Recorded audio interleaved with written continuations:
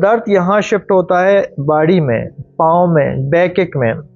तो ऐसे लोग बेतहाशा, मैं आपको कहूँ अगर आप ओपीडी डॉक्टरों के पास जाओगे, हर शायद दूसरा, तीसरा, 9, 5वां, 8वां, 10वां मरीज ज़रूर साइकोजेनिक पेन के साथ होगा।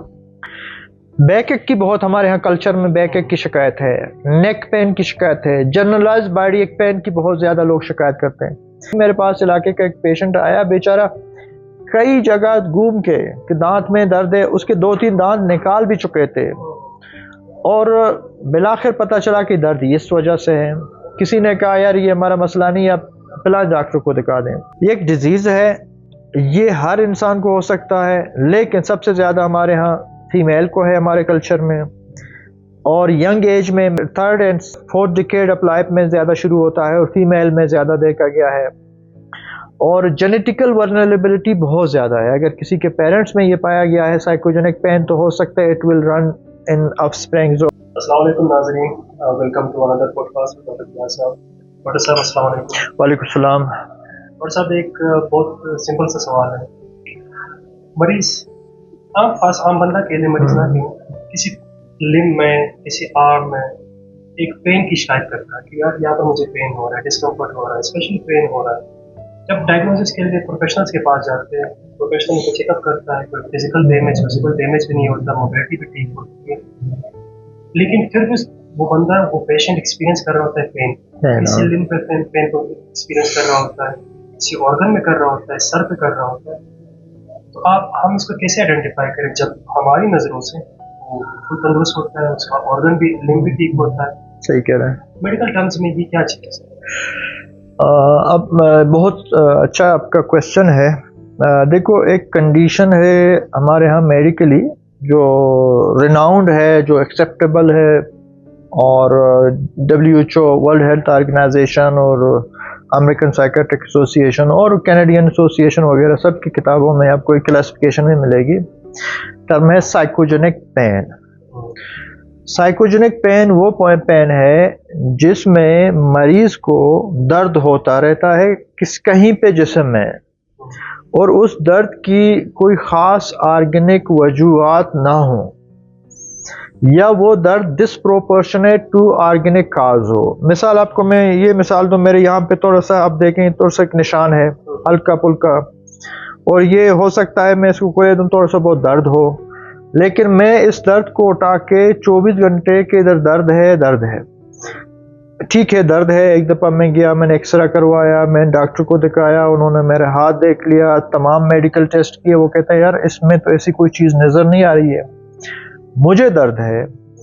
तो चूंकि मुझे दर्द है, ये एक्चुअली साइकोजेनिक इसलिए बोलते हैं कि आपके दिमाग में एक सोच बैठ जाती है, दिमाग के मुख्तलिफ जो एरियाज हैं मुख्तलिफ चीज़ों को कंट्रोल करने के लिए। मुख्तसर मैं आपको ये बता दूं कि दिमाग में बिलियंस ट्रिलियंस ऑफ न्यूरॉन्स हैं। हर इलाके के जो न्यूरॉन्स हैं उनके अपने फंक्शन है। Some neurons are responsible for detection of pain, some for sensation, some for goodwill and well-being, some for digestion, some for respiration, मुख्तलिफ काम उनके होते हैं। वो एरिया दिमाग का जब जो पेन सेंसेशन के लिए है, वो एक्चुअली मिस इंटरप्रेट करता है पेन को, दर्द को। वो दर्द होता तो है छोटा सा, हल्का सा, कहीं पे कोई दर्द हो गया, या दिमाग ने सिर्फ ये बिठा दिया, उस नर्व ने ये सीख लिया कि इधर दर्द है इस जगह पे, वो रिपीट करता रहता है, और वो दर्द यहाँ शिफ्ट होता है बॉडी में, पाँव में, बैक एक में। तो ऐसे लोग बेतहाशा, मैं आपको कहूँ अगर आप ओपीडी डॉक्टरों के पास जाओगे, हर शायद दूसरा, तीसरा, 9, 5वां, 8वां, 10वां मरीज ज़रूर साइकोजेनिक पेन के साथ होगा। बैक एक की बहुत हमारे यहाँ कल्चर में बैक एक की शिकायत है, नेक पेन की शिकायत है, जनरलाइज बॉडी एक पेन की बहुत ज़्यादा लोग शिकायत करते हैं। जब डॉक्टर उसकी कैल्शियम देखता है, उसके बोन डेंसिटी देखता है, उसके तमाम लैब, मुख्तसरी तमाम लैब्स करके वो कहते हैं कुछ भी नज़र नहीं आ रहा है, मरीज़ कहता है दर्द है, तो मरीज़ को एक शक होता है कि या तो डॉक्टर के लैब टेस्ट रिपोर्ट गलत है, या डॉक्टर को समझ नहीं आ रहा है। वो क्या करता है, दूसरे डॉक्टर के पास जाता है, तीसरे के पास, चौथे के, बंडल उसके पास प्रिस्क्रिप्शन की आ जाती है। तो इसको बोलते हैं साइकोजेनिक पेन। आपका सवाल ये होगा कि फिर ये क्यों होता है। मैंने पहले बता दिया कि आपके दिमाग के वो न्यूरॉन्स जो पेन के लिए हैं, वो मिस इंटरप्रिटेशन उनकी आ जाती है। एग्जैक्ट साइंटिफिक जो एविडेंस अभी तक नहीं है, सारे हाइपोथेसिस हैं।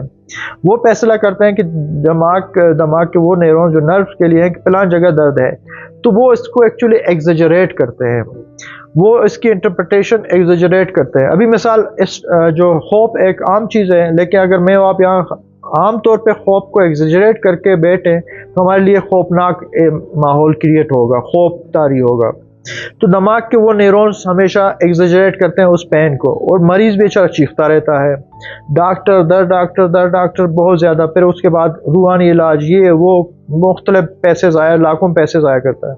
ये एक डिज़ीज़ है, ये हर इंसान को हो सकता है, लेकिन सबसे ज़्यादा हमारे यहाँ फीमेल को है हमारे कल्चर में, और यंग एज में 3rd and 4th decade of life में ज़्यादा शुरू होता है, और फीमेल में ज़्यादा देखा गया है।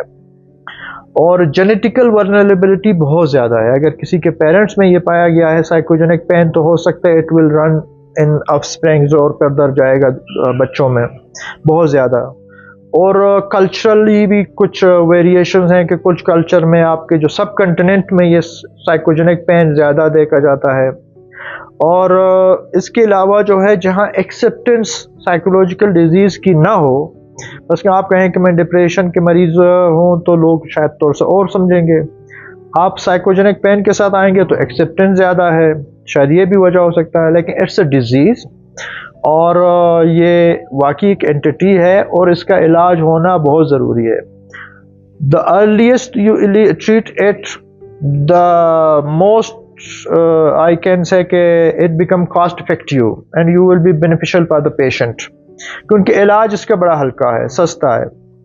मरीज के साथ 5 मिनट बैठ के बातचीत करना कि आपकी दर्द को हम समझते हैं, ये दर्द रियल दर्द है, लेकिन इस दर्द के वजूहात ये हैं, टेस्ट में ये आया है, और दर्द जो है इसलिए हो रहा है। रीएश्योरेंस, वैलिडेशन या एक्नॉलेजमेंट, और मरीज़ को बीमारी के बारे में थोड़ा सा समझाना, फैमिली को समझाना, किसी हद तक मरीज़ के सिम्टम्स बेहतर होते हैं। और कभी ऐसा भी होता है कि मरीज़ फिर भी घूमता रहता है कि दर्द मुझे है, तो ऐसे मरीज़ को हम कहते हैं कि यार इस दर्द से आज तक कोई नुकसान किसी को नहीं हुआ है, somehow you will feel it, लेकिन इसके साथ ही ज़िंदगी चला दे, कोई नुकसान नहीं होगा। फिर मरीज़ आखिर में समझ जाता है कि यार कोई जब नुकसान नहीं है, तो अक्सर मरीज आते हैं, कहते हैं कि जी ये दर्द है, तो हम मिसाल देते हैं, तो कई मिसाल देते हैं उसके बाल का कि भाई बाल आपके सफ़ेद हो गए, कोई नुकसान हुआ, या कोई मोल होता है चेहरे पे, मैं कहता हूँ ये कोई कब से, कहते बचपन से, मैंने कोई नुकसान हुआ, कहते नहीं। मैंने कहा जब इसका नुकसान नहीं है तो ये दर्द का भी नहीं है। तो फिर वो समझ जाते हैं कि यार कोई नुकसान नहीं है, तो फिर क्यों हमें खामखा इतना, नुकसान तो नहीं है, नुकसान नहीं है बिल्कुल। डिस्कम्फर्ट का फिर क्या हल निकालें? मैंने कहा ना, इसमें सबसे पहले मरीज़ के साथ बैठ के 5 मिनट की बातचीत डॉक्टर की बहुत ज़रूरी है, जिसमें रीअश्योरेंस, एक्नॉलेजमेंट, वैलिडेशन, और मरीज़ को जो है काउंसलिंग।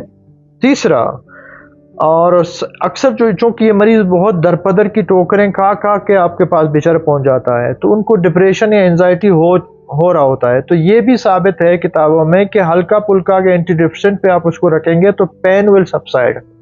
तो हम हल्का उनको दवाई दे देते हैं, उससे काफ़ी पेन आराम आ जाता है। और इसके अलावा कुछ नॉन फार्माकोलॉजिकल जो ट्रीटमेंट्स हैं, जिसमें हम मरीज को कहते हैं वॉक करो, एक्सरसाइज करो, सोशल इंटरेक्शन रखो, मेडिटेशन करो, माइंडफुलनेस करो, इससे भी काफ़ी हद तक मरीज़ को फ़ायदा होता है। डीप ब्रीदिंग एक्सरसाइज है, प्रोग्रेसिव मस्कुलर रिलैक्सेशन है, तो बहुत सारे प्रोसीजर्स हैं, सारे मरीज़ नहीं कर सकता। 2-3 प्रोसीजर जो मरीज़ को अच्छा सूट करे तो हम कहते हैं ये आप करें।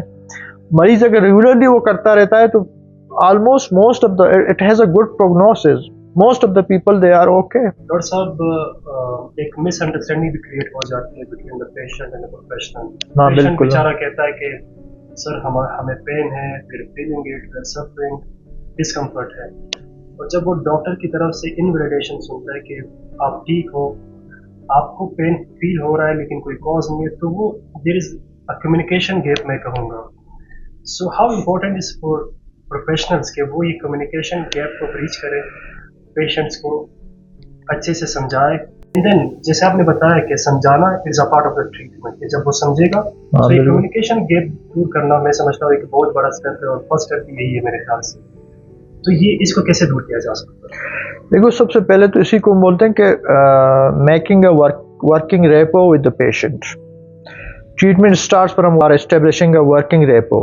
इवन कि कोई मलेरिया का मरीज हो, आपने जब तक मरीज का एतमाद बहाल नहीं किया, मलेरिया का इलाज करेंगे भी मरीज को तसल्ली नहीं होगी।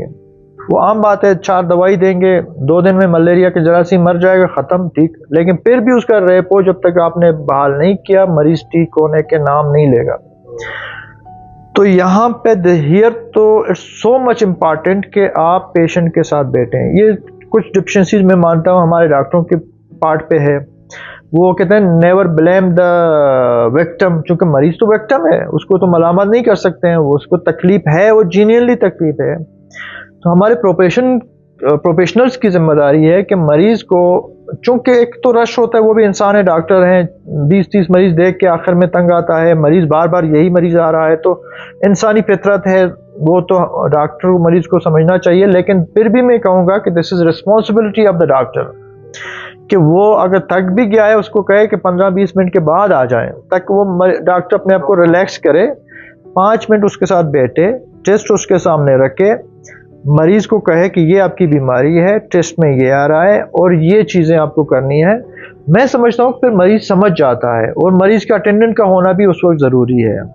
लेकिन इसमें एक चीज़ भी ज़रूरी है कि हमेशा एक साइकोजेनिक पेशेंट आ गया मेरे पास, 10 साल से साइकोजेनिक पेन है, हाथ में दर्द है, कमर में दर्द है, मैं ये कह बैठूं कि आपका बस साइकोजेनिक पेन है और मैं कहूँ कि हमेशा ये मरीज, नो, ये भी गलती है। Every time patient comes, you will have to see the patient in detail कि भाई इसके साथ हो सकता है कल उसका सर्वाइकल रेडिकुलोपैथी भी डेवलप कर चुका होता है, कोई ट्यूमर ग्रो कर रहा होता है, इंसान तो है। तो हर वक्त आपको मरीज का हल्का फुल्का एग्जामिनेशन कि ताकि और कोई न्यू डायग्नोसिस अगर हो, कोई नई चीज़ आ गई हो, उसको आप पिक कर सकें। अगर और चीज़ नहीं है तो सिंपल, मैं समझता हूँ 5 मिनट मरीज के लिए, no treatment, other treatment, this is the only treatment. लेकिन making a working relationship, having the confidence of the patient, treatment बहुत आसान है। जब तक आपने मरीज का कॉन्फिडेंस नहीं लिया तो फिर मरीज भी ख्वार। अक्सर मैंने देखा डॉक्टर साहब, इस तरह के मरीज होते हैं, आपने ज़्यादा देखा होगा कि वो बेचारे एक्नॉलेजमेंट और वैलिडेशन के तलाश में होते हैं कि कोई उनको वैलिडेट तो करे कि दे आर सफरिंग फ्रॉम ये बहुत ज़रूरी है। जब तक आप कहेंगे कुछ नहीं है, मरीज कहेगा, तो फिर तो आपको समझ नहीं आ रहा है। मुझे तो है, मुझे हेडेक है, मुझे दांत में दर्द है, इवन के दांत आम सी चीज़ है, मरीज लाखों ज़ाया करके टेस्ट करके आता है, कराची वगैरह वगैरह। रिसेंटली मेरे पास इलाके का एक पेशेंट आया, बेचारा कई जगह घूम के कि दांत में दर्द है, उसके 2-3 दांत निकाल भी चुके थे और बिलाखिर पता चला कि दर्द इस वजह से है। किसी ने कहा यार ये हमारा मसला नहीं, आप फिलहाल डॉक्टर को दिखा दें। जब हमने थोड़ा सा देख लिया, उसको समझाया, और वेरी नेक्स्ट डे मैं वो पेशेंट कहता है मैं बहुत इम्प्रूव हो गया हूँ, he has gone now home, वो कंट्री साइड में होगा, और he never came back to me, और लेकिन मैं फॉलो अप ले रहा हूँ, ही इज़ डूइंग वेल। सिर्फ सिंपल सी बात है, वो मरीज तकरीबन मैं कहूँगा 10-20 लाख ज़ाया कर चुका था जब हमारे पास आया। और मेरे पास एक नहीं, हज़ारों डॉक्टरों के पास लोग घूम रहे होते हैं। तो यू आर एब्सोल्युटली राइट कि 5 मिनट मरीज का हक है जो हमें देना चाहिए। जब तक आपने वैलिडेशन नहीं दी, एक्नॉलेजमेंट नहीं की मरीज की मरज की, फिर ट्रीटमेंट समझो you are further harming the patient. मैं ये कहूँगा एज अ डॉक्टर।